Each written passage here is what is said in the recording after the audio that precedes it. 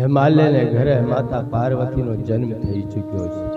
मां पार्वती ना जन्म थया अने तमे विचार करो श्रद्धा नो जन्म हिमालय ने त्यां थया छे। हिमालय એટલે स्थिर छे, विश्वास छे।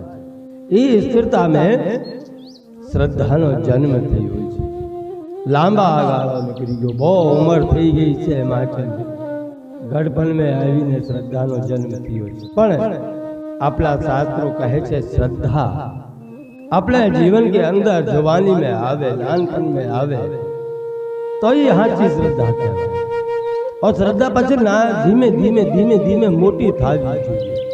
હવે ગઢપણ में કહે કે મારે ભક્તિ કરવી છે તો ગઢપણ में ભક્તિ ન થાય મારા બા, કે હજી તો મારી ઉંમર શું છે। અરે ઉંમર શું છે એ તમારી આ ઉંમર નીકળી ગઈ છે, એ વ્યર્થ में ગઈ। ભક્તિ ને પ્રાપ્ત કરવા હોય તો શ્રદ્ધાનો જન્મ નાનપણથી થવો જોઈએ। જેમ આપણે શેરડી ખાઈએ તો ઉપરથી શેરડી ખાવાનો ચાલુ થાય, મીઠો રસ લાગે છે પણ बीच में गांठो आवे। अरे बीच में गांठो आवे, गांठो तोड़ता जाइए, जेम नीचे बढ़ता जाइए एम मिठास बढ़ती जाए। अरे जे डाया माणा होय ने ई डाया माणा ई छेली जे कातली होय ई कातली ने सारी जमीन हो त्यां रोपी दे अने एमे थी पछी नवा अंकुरित फूटे, नवा नवी श्रद्धाओ उत्पन्न थाय। एवी रीते भक्तिनो छे के नानपणथी आपणे भक्ति करवी ज जोईए। श्रद्धानो जन्म नानपण में थई जावो ज जोईए। आपणे गढ़पण में करशुं तो गढ़पण में कांई स्थिर थवानुं नथी के हजी उमर क्यां वही गई छे, उमर तो घणी छे। आपणे घणो समय छे, भजन करवा माटे घणो समय मळी जाय छे, पण व्यर्थ में तमे गढ़पणनी राह जोशो तो ई पराणेनो पुण्य कहेवाय मारा बाप। ई पराणे भक्ति करी कहेवाय। भक्ति तो नानपणथी ज थाय। तमे अगर कोक तमारी जीवन में थोड़ी सी वस्तु काढीने जोवो के तमे भगवान ने आगळ जाइने फूल मूको, फूल चढ़ावा जाओ तो तमे मुरझाया हुआ फूल चढ़ाओ छो। जे फूल मुरझाई गया होय अने जे फूल कोई काम न फेंकी दीधा होय ई फूल तमे भगवान ना चरण में चढ़ाओ तो भगवान एने स्वीकार करे खरू। जब तमे ताजा ताजा फूल लईने भगवान ने चढ़ावानी इच्छा राखो छो तो आ मानव देह जारे कर्मावा मळे मुरझाई जाए पछी तमे एने भगवान ना शरण में जईने चढ़ाओ तो कौन स्वीकार करे मारा बाप। भक्ति तो नानपणथी थावी जोईए तो अपने जीवन ने अंदर कांईक प्राप्त थाय, ई पण भगवान ने प्रिय थाय। छतां ज्यारे जागीए त्यारे सवारो आम कहेवामां आवे छे। अत्यार में जे धक्कस लागी होय भक्ति करवानी तो करी लेवानुं, अन्यथा जो फेंकेला फूल होय ई भगवान ने स्वीकार न होय, पराणे आवीने भगवान ने चरण कोक मूकी दे ई भक्ति पूरी न थाय मारा बाप। ई तो तमारा दिवसों तमे कापी रह्या छो।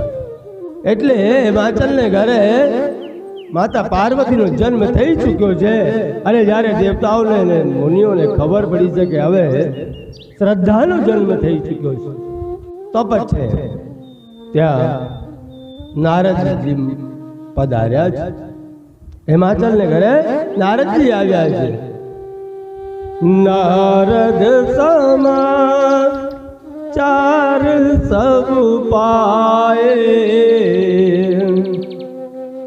को तो कहीं गिरी गए सिधाए कि जारे नारद जी ने समाचार मळ्या छे के माता पार्वती नो जन्म थई चुक्यो छे त्यां हिमाचल ने घरे नारद जी पधार्या छे। अने हिमाचल मुजी पर्वतराज हिमालय ने नारद जी नो सत्कार कर्यो छे। उत्तम में उत्तम सारा में सारू आसन आप्यो छे, चरण वंदना करी थी। शैलराज वण आदर दीना पद पखार वर आसन दीना। ના નારદ મુનિજીએ બેસાડ્યા છે ભાવ વિભોર હિમાલય રાજ થઈ ગયા છે અને હિમાલય રાજને જે પોતીનો જન્મ થયો એ પાર્વતીજીને બોલાવ્યા છે અને નારદજીને પ્રણામ કરાવીને કીધું છે કે હે નારદ હે ગોરવર તમે ત્રિકાલ દર્શી છો તીનો કાલને જાણનાર બસ મારે એટલો જાણવું છે કે આ દીકરીના ભાગ્યને શું છે તમે આ દીકરીના ભાગ્ય મને કહી દો નારદજીએ માતા પાર્વતીના હસ્તરેખા જોયા છે અને હસ્તરેખા જોયા બાદ કન્યાના સર્વ ગુણ કીધા છે કે તમારી કન્યા સર્વ ગુણ સંપન્ન છે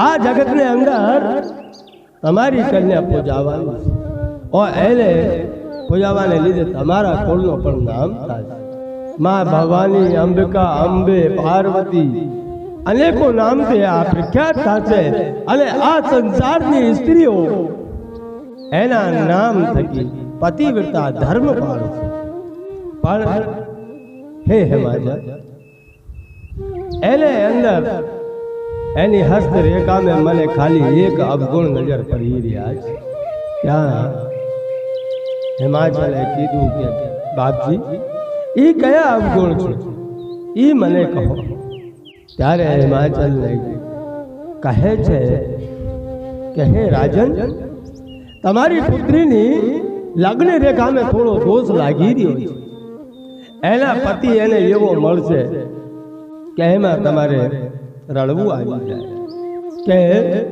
એનો પતિ માતા પિતા વિનાનો હશે એને કોઈ માતા પિતા જ ન હોય અને અમંગલ ભેષ વાળો મળશે ગુણહીન મળશે માનહીન મળશે નગ્ન અવસ્થા વાળા મળશે એટલો જ્યારે હિમાલય રાજને સાંભળ્યું છે તો મેલાવતીને હિમાલય બે રડવા મળ્યા છે અને કહે છે કે બાપજી એનો કાંઈક રસ્તો હો તો તમે બતાવો ને કેમ કે એટલી ગુણવાન દીકરી અને એનો ભાગ્ય એવું વિધાતાએ આમ કેમ લખી નાખ્યો છે મારા બાપ તમે એનો કાંઈક રસ્તો સીધો ત્યાં નારદજી કહે છે કે હે રાજન મને આ બધી દોષ મહાદેવ में નજર પડે છે પણ એને એ દોષો કઈ લાગુ નથી પડતા એ તો આ જગતનો નાથ છે જો તમારી કન્યા મહાદેવને પરણે તો જ એનો કલ્યાણ થાય એટલે તમારી કલ્યાણે અત્યારથી તપસ્યા કરવી પડશે અને જે કઈ દોષો મેં ગણાવ્યા છે એ બધા દોષ ભગવાન મહાદેવને અંદર છે પણ એને એ દોષ લાગુ નથી પડતા કારણ કે સમર્થ કો નહીં દોષ ગુસાય અહીંયા તુલસીદાસજી મહારાજ કહી રહ્યા છે કે સમર્થ કહું નહીં દોષ ગુસાઈ રવિ પાવક સુર સર કી નાઈ કે જે સમર્થ હોય એને માટે આ દોષો લાગુ પડતા ને આજકાલ છે ને આ પડતાલ ઘરે ઘરે ચર્ચા હવે સ્પર્શ થઈ જાય આ ચોપાઈ બાત में આજના યુગના સાંસારિક માણસ કહી નાખે છે એટલે અમુક તો એમ કહે છે કે તુલસીદાસજી મહારાજ તો સંત હતા એને આવું કેમ લખ્યું કે સમૃદ્ધ નહીં દોષ ગુસાય એને કેમ ભેદભાવ રાખ્યો પણ વાંચવાનો ફેર છે મારા બાપ તુલસીદાસજી મહારાજે તો એની રીતે લખ્યા જ છે કે સમૃદ્ધ કહું નહીં દોષ ગુસાય કે હું સમર્થ કોને માનું છું તમે ઊંધા પકડીને બેઠી જાઓ તો એમે મારો કઈ બાંક નથી મારા બાપ પણ સમર્થ તો ઈ જ છે જેને અંદર કોઈ દોષ જ નથી જેને દોષ લાગુ જ નથી પડતા નિષ્કામ ભાવનો માણસ હોય એને ભગવાનની ભક્તિ સિવાય કઈ લાગુ જ નથી પડતા સંપત્તિ તે કોઈ મોટો નથી થઈ જતો મારા બાપ કોઈ સમર્થ માણસ સંપત્તિથી નથી થતો, સંસ્કારથી મોટો થાય છે. અને જેને પાસે સંસ્કારો છે એને કોઈ દોષ લાગુ નથી પડતો. કારણ એટલું જ છે કે જેને પાસે સંસ્કાર છે એને પાસે દોષ હોય જ. એટલે નારદજી કહે છે કે તમે તમારી કન્યાને તપ કરવા માટે મોકલો. નારદજી એટલો કહીને વહી ગયા છે. અલે પછી તો આખી રાત વિચારમાં નીકળી છે, સવારે પડ્યો છે.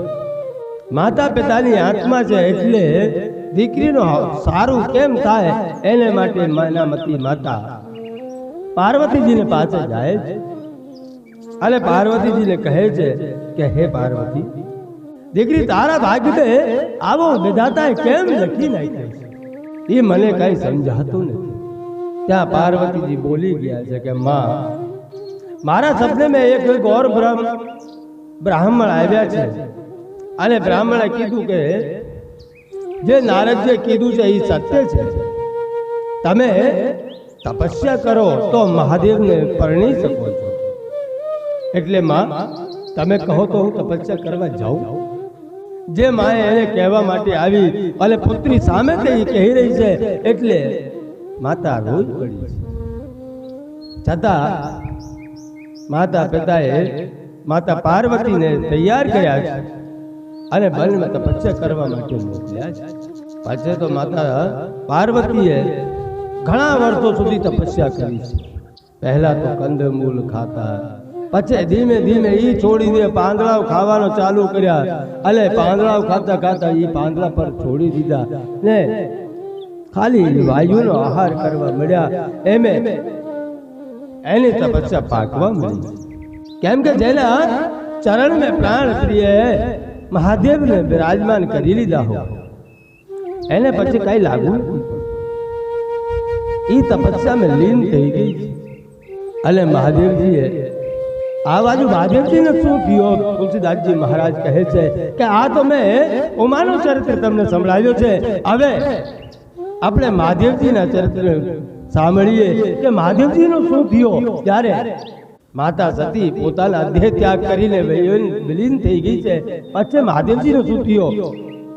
ઉમા ચરિત સુંદર મેં ગાવા, સુનઉં શંભુ કર ચરિત સુહાવા. પછી મહાદેવજીના ચરિત્રનું વર્ણન તુલસીદાસજી મહારાજ કરી રહ્યા છે કે જ્યારે માતા સતીએ પોતાનો દેહ ત્યાગ કરી દીધું પછી તો સતીના વિયોગ મેં આશુતોષ ભગવાન રામ નામનો ભજન કરવા માટે લગી ગયા છે. જ્યાં ત્યાં ફરે છે, જ્યાં ત્યાં ભજન કરે છે, રામ નામ સુમરન કરે છે, સત્સંગમાં જાય છે. પછી તો એવું થયું એક જગ્યાએ બેઠ્યા અને મહાદેવજી બેઠી ગયા અને મહાદેવજી સમાધિમાં લાગી ગયા. અને સમાધિ પછી એને એટલી ઊંચે પહોંચી ગઈ છે કે પોતે રામચંદ્ર ભગવાન એને સામે પ્રગટ થયા છે.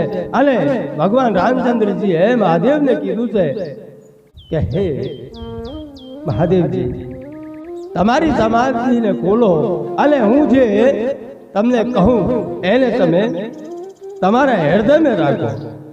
પ્રભુ શ્રી રામચંદ્રજીને આવ્યા જોઈને મહાદેવજીએ કીધું કે તમે મારા ઇષ્ટદેવ અને તમે જે કહો એ મારી શિરોધાર્ય છે. આજ્ઞા કરો.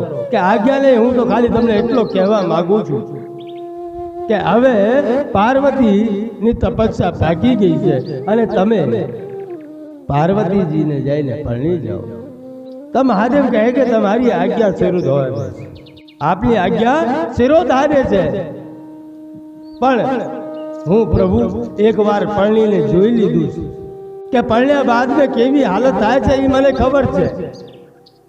પણ તમારી આજ્ઞા છે એટલે એનો ઉલ્લંઘન નહીં કરવું એ હું માનીશ. એટલા કહીને ભગવાન રામચંદ્રજી અંતર ધ્યાન થઈ ગયા છે. કહે પ્રભુ હર તુમાર પન રહ્યું, હવે ઉર રાખ્યું જો હમ કહું કે મારી વાતને તમે ધ્યાનપૂર્વક સાંભળો. અને ભગવાન રાઘવેન્દ્ર સરકાર અંતર ધ્યાન થયા પછી ત્યાં સપ્ત ઋષિઓને બોલાવ્યા છે. અને મહાદેવજીએ સપ્ત ઋષિને માતા પાર્વતીજીની પરીક્ષા લેવા માટે મોકલ્યા છે. સપ્ત ઋષિઓએ આવીને માતા પાર્વતીને કીધું છે કે પુત્રી, આ ઘોર તપસ્યા તું કેમ કરી રહી છે? ત્યારે માતા પાર્વતીએ કીધું કે મારે બળવું છે તો શંકરને બળવું છે, નહીં તો કોઈને બળવું નથી. પણ સપ્ત ઋષિઓ તો પરીક્ષા લઈ રહ્યા છે. કહે છે કે હે કન્યા, અગર તારે પરણવું હોય તો અમે વૈકુંઠના લેવાથી વિષ્ણુને જોડે તારી લગ્ન કરાવી દઈએ. पर महादेव ने अंदर ये वो શું છે? એને ના તો ઘર શમશાન में રહેવા વાળા કઈ મકાન નથી, મકાન નથી, એટલે બધી ચોમાસામાં પલરવન. અહીંયા બહુ સુંદર એક ભજન આવે છે, पर તમે ને આ ભાગ में રહીને એ ભજન આપણે ટૂંક में પતાવી દઈએ કે પાર્વતીજી કહી રહી છે કે હે ઋષિ મુનિઓ, તમે સાંભળો કે અગર હું જો શંકરને ભરું જઈને તો મને કેટલો લાભ છે. એક પહેલો લાભ હું તમને કહી દઉં કે ત્યાં કોઈ દિવસ લાઈટ જાતી નથી. એનું કારણ એટલે છે કે મહાદેવના મસ્તક ઉપર ચંદ્રમા છે, એટલે 12 મહિના મફત में बिजली મળશે. આજકાલ મફત में બહુ હાલે છે, આજ ધ્યાન રાખજો.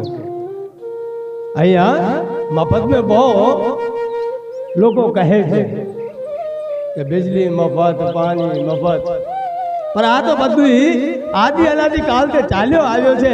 જ્યારે માતા પાર્વતીજી કહી રહી છે કે મહાદેવના મસ્તક ઉપર ચંદ્રમા છે, એટલે बिजली ફ્રી મળશે.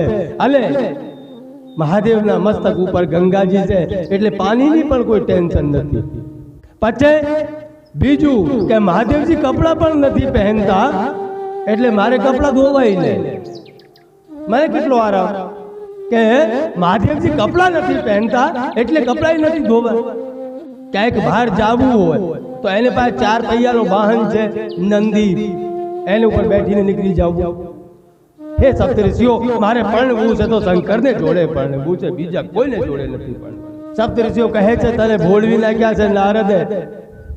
પાર્વતીજી કહે છે કે નારદજી મારા ગુરુ છે, અને જેને નારદ જેવો ગુરુ મળ્યો છે પછી તો કાંઈ રે લે સંસારમાં.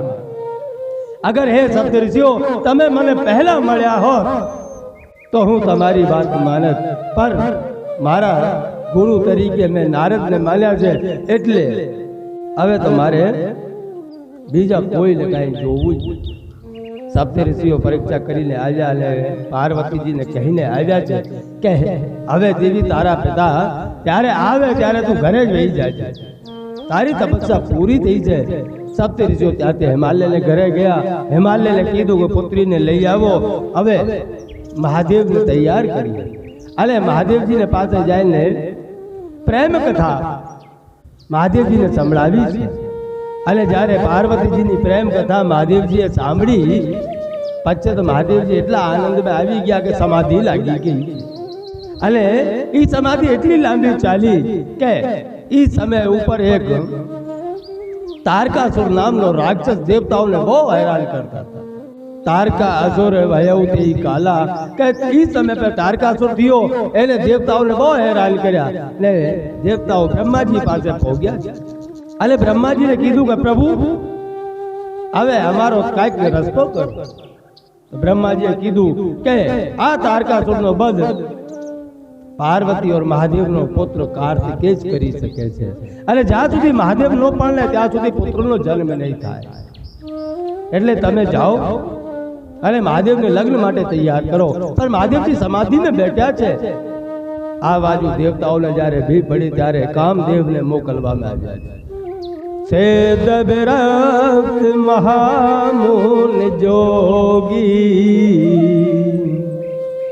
તે પે કાલ બત ભય યોગી.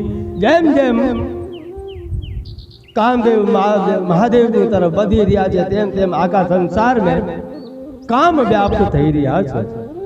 સિદ્ધ મુનિ યોગી આ સબ વિયોગી થઈ ગયા છે, કામ વાસનામાં લિપ્ત થવા મળ્યા છે. ત્યારે તુલસીદાસજી મહારાજ કહે કે જેને રામને બચાવ્યા એ જ બચ્યા છે, કે જે રાખે રઘુવીર તે ઉભરે તે કાલ ચહુ, એ કાલ में એ જ બચ્યા છે. જ્યારે મહાદેવની નજીક પહોંચ્યા છે કામદેવ, અને મહાદેવના રૂપ જોઈને મહાદેવ બે ડગલા પાછળ હટ્યા છે. અને જ્યારે બે ડગલા પાછળ હટ્યા ત્યાં બધું સંસારમાં કામ હતો જેવી સ્થિતિ હતી એવી સ્થિતિ પુનઃ સ્થાપિત થઈ છે. પણ આંબાના પેડ ઉપર ચડીને કામદેવે પુષ્પ બાણ છોડ્યા છે, અને એ પુષ્પ બાણ ભગવાન શંકરના હૃદયમાં લાગ્યા. और भगवान शंकर ની જ્યારે સમાધિ છૂટી તો ભગવાન શંકરે આંબાના પાંદડાને પાછળ છુપાયેલો કામ જોયો છે, અને ભગવાન શંકરે કામને બાળીને ભસ્મીભૂત કરી દીધું. અને આ બાજુ કામને બાળ્યા છે ત્યારે કામદેવની પત્ની રતિ રડતા રડતા મહાદેવના ચરણોમાં પડી છે. અને મહાદેવની દયા આવી ને રતિને કીધું કે જા, દ્વાપર યુગ में कृष्णના વંશજો में તારા પતિ સદેહ તને પ્રાપ્ત થશે. હવે દેવતાઓ આવીને ભગવાન શિવની આરાધના કરે છે. શિવને કહે છે કે પ્રભુ હવે તમે પરણી જાઓ. કેમ કે હવે આ તારકાસુરનો વધ કરવાની બહુ જરૂર છે. એટલે મહાદેવે બધાને કીધું કે તૈયારી કરો. સપ્ત ઋષિઓને મોકલવામાં આવ્યા છે. પછી સપ્ત ઋષિઓ જાઈને લગ્ન પત્રિકા લખી છે બ્રહ્માજીને આદેશ દ્વારા. અને બધાને કહેવાનો છે કે બધા દેવતાઓ જાનમાં જવા માટે તૈયાર થયા છે. હવે મહાદેવ એને આગળ પાછળ કઈ હતા જ નહીં, એને તૈયાર કોણ કરે? બધા દેવતાઓ પોતપોતાની રીતે તૈયારી કરવા મળ્યા છે. અને પોતપોતાની તૈયારી કરવા મળ્યા, પોતે સજવા મળ્યા, શણગારવા મળ્યા. મહાદેવજીને કોઈ શણગારતા નથી. ત્યાં શ્રૃંગી ને કહેવાનો છે. મહાદેવે શ્રૃંગીને કીધું કે શ્રૃંગી હવે આપણા જેટલા છે ભૂત પ્રેત પલિત ડાકીન સાકીન પિશાચની આ બધાને માનસ મંત્રનો ઉચ્ચાર કરીને બધાને આમંત્રિત કરો અને કહો કે તમારા માલિકની લગ્ન થવાની છે, એટલે બધી ભેગા થાઓ. અને બધી જાનમાં ભેગા થયા છે. કોક રક્ત પીવે છે, કોકને ધડ નથી, કોકને માથો નથી, કોક દુબળો છે, કોક પતલો છે. બધાના રૂપ જોઈને બધે બેસી જાય છે. હવે એવા રૂપ જોઈએ તો પણ અહીંયા કહેવાનો તાત્પર્ય એટલું છે કે મહાદેવને જીવ જ્યારે મળવા જાય ને એને માટે ના તો ધોબલો હાલે ને પતલો હાલે, ત્યાં તો બધે હાલે. જે જેવો છે એ બધું મહાદેવને ત્યાં હાલે. આપણે કહાવત છે ને કે મહાદેવના મંદિરમાં કોઈ દિવસ દરવાજા બંધ થતા નથી, ખુલ્લો જ હોય. એટલે શમશાન ખુલ્લો જ હોય. શમશાનને પણ ખુલ્લો જ રાખવામાં આવવું જોઈએ. આ બાજુ મહાદેવનો શૃંગાર કરીને મહાદેવ નંદી ઉપર બેઠીને હાલ્યા છે. હવે તમે સવારી જો આજના બાર રાજા ઘોડા ઉપર હાલે છે, પણ મહાદેવ નંદીને ઉપર બેઠીને ચાલ્યા છે જાન લઈને. નંદીના ચાર પગ તમે ગણવા જાઓ, સત્ય દયા દાન અને તપ, આ નંદીના 4 સ્તંભ છે.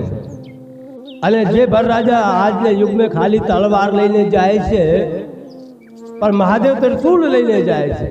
ત્રિશૂળનો અર્થ જ એ થાય છે કે 3 શૂળ છે, કામ ક્રોધ और લોભ. આ ત્રણને ભસ્મે લઈને પોતાના હસ્તે લઈને જાય છે કે આ તો મારે ભસ્મે છે. દેવતાઓ જાનૈયા બનીને આગળ હાલ્યા. હિમાચલે આવીને આગેવાની કરવા મળ્યા, એના સ્વાગત કરવા માટે આગળ આવ્યા છે. આખા ગામ વતી દેવતાઓની જાનને જોઈને બહુ પ્રસન્નતા થઈ છે.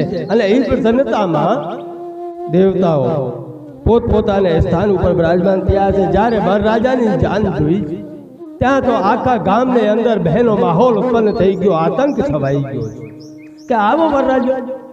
મેલાવતી જે આરતી કરવા માટે આવી એને હાથમાં આરતી થાળી છૂટી ગઈ.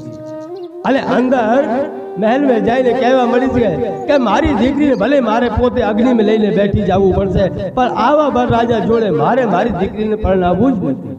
એનું કારણ કે આવો વરરાજો પછી તો બહુ વિલાપ થાય છે ને સપ્ત ઋષિઓને લઈને નારદજી મેલાવતીને સમજાવવા માટે જાય છે. અને મેલાવતીને સમજાવવા જાય ત્યાં રસ્તામાં જે મળે એ બધા નારદજીને કહે છે કે નારદજી રહેવા દો, આજે તમે નહીં જતા ને તમારો અપમાન થઈ જશે. નારદજી કહે કે માન અપમાનનો જો બીક રાખતા હોય તો એ કોઈ સંત નહીં, કેમ કે સંતને માન ઓર અપમાનની પડી જ ન હોય. એ તો બસ જેનો સારો થતો હોય એને સારો કરવા માટે જ જાય છે. અને અંદર જઈને જ્યારે મેનાવતીને સામે નારદજી આવ્યા તો મેનાવતીએ કીધું, બાપજી કયા જન્મની દુશ્મની કાઢી અમારા જોડે? તમે કઈ દુશ્મની કાઢી છે કે મારી દીકરી માટે આવો વરરાજો ગોત્યો? ત્યાં નારદજી કહે છે કે દેવી, આ દીકરી તમે આજ કહો છો ના, પણ ગયા જન્મે દક્ષ પ્રજાપતિની પુત્રી સતી હતી. અને તમે એમ નહીં વિચાર કરતા કે તમે તમારી દીકરીને આજ જ પરણાવો છો. એ તો ગયા જન્મે પણ મહાદેવની પત્ની હતી. अब जन्म तुमरे भवन जगपति लाग दारुण तप किया अस जाल संसत जहु गिर जा सर्वदा शंकर पिया. કે આ તો સદૈવ તે સદા સદા તે શંકરજીની પ્રિયા છે, એટલે તમે એ વિચાર નહીં કરતા.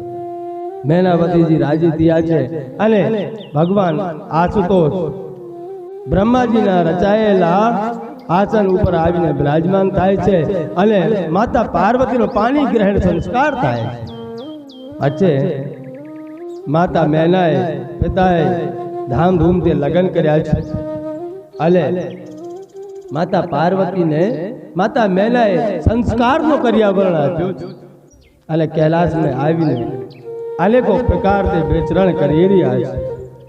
સમય આવ્યો, કાર્તિકેયનો જન્મ થઈ ગયો છે અને એ કાર્તિકેય તારકાસુરનો વધ કર્યો છે. બોલીએ રામચંદ્ર ભગવાન કી જય. આપણે કાલે કથા રામ જન્મની કથા છે. સૌ હળી મળીને એ રામ જન્મની કથા શ્રાવણ અને પોતપોતાના જીવનને ધન્ય બનાવશું.